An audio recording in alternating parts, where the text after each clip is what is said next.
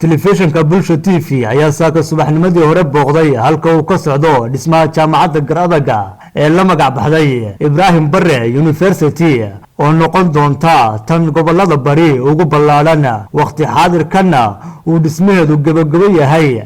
jaamacaddan ayaa ku fadhida dhul dhan 3 kiiloomitir oo isku weer ah, waxaana gudaha jaamacaddaasi laga abqaalay dhir kala duwan oo qaarkood dalka dibadiisa laga keenay. waxaa sidoo kale la soo dhammaystiray qalabkii waxbarashada ee jaamacaddani. Professor Khadar Cilmi Barre oo aanu isla waqtiga aanu jaamacadda booqanay la kulanay ayaa si guud u dul istaagay marxaladihii iyo wejiyadii kala duwanaa ee jaamacaddani soo martay, sidoo kalena mudeeyay waqtiga rasmiga ah ee xadhiga laga jirayo jaamacaddani iyo weliba fakaltiyada kala duwan ee jaamacaddani bixin doonto. Professor Khadar Cilmi Barre isagoo hadalkiisa sii wata wuxuu u mahadnaqay cid kasta oo qayb ku lahayd dhismaha gabagabada ku dhow ee jaamacaddani.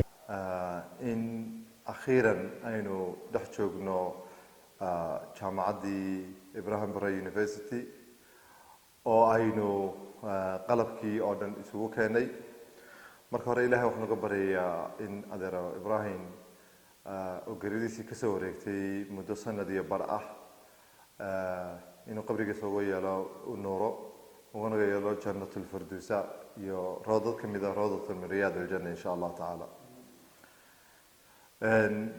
eventually jaamacaddii alxamdulillah waxaa noo yimi qalabkii jaamacadda lagu qalabeynayay oo dhan oo ay ka mid yihiin sabuuradihii smartboardkii oo ay ka mid yihiin kuraastii miisaskii kombiyuutaradii iyo dhammaan wixii kale ay xafiisyada ay jaamacaddu uga baahnayd oo dhan baa noo yimi.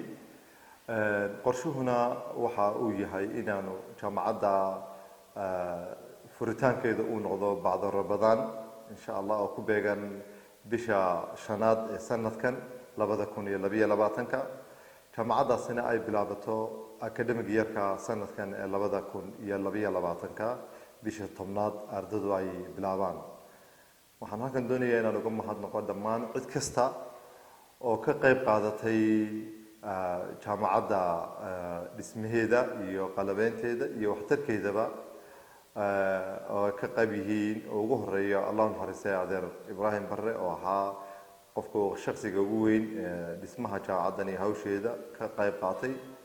waxaan kaloo halkan uga mahadnaqayaa Dahabshiil group oo runtii ugu horeeyo Maxamed Saciid oo Ilaahay subhanahu wa ta'ala bacda fadlillahi ta'ala isaguna qayb weyn ka qaatay iyo cid kasta oo ka qayb qaadatay. waxaan kaloo halkan iyana uga mahadnaqayaa dowladda Somaliland oo runtii ka qayb qaadatay dhismaha jaamacaddan, rajaynayna in waxa dhamaystirkeedana ay sida ugu dhaqsaha badan uga qayb qaadan doonaan waxa u haray jaamacaddan insha Allah taala.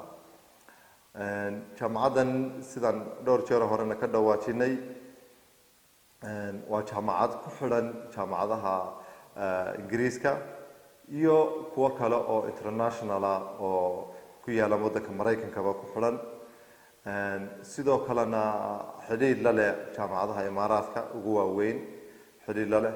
koorsada lagu bilaabi doonana ay kow ka yihiin mid kasta oo course kasta oo lagu bilaabi doonana uu yahay mid certification-kiisa internationally loo recognize garanayo. waxaana ka mid ah geology-ga oo ay jaamacaddu bilaabi doonto insha Allah taala bisha September 20 arday kaliya la qaadan doono. waxaa kaloo ka mid ah electronic engineering-ka, waxaa kaloo ka mid ah environmental science-ka iyo courses kale oo insha Allah taala dhammaantood lagu qaadan doono. Ilaahay subhanahu wa ta'ala waxaan ka baryayaa inuu nabadgeliyo iyo khayr inagu gaarsiiyo furitaanka jaamacadda oo noqon doona bisha shanaad waqti ka mid ah academic yearkana la bilaabi doono insha Allah taala.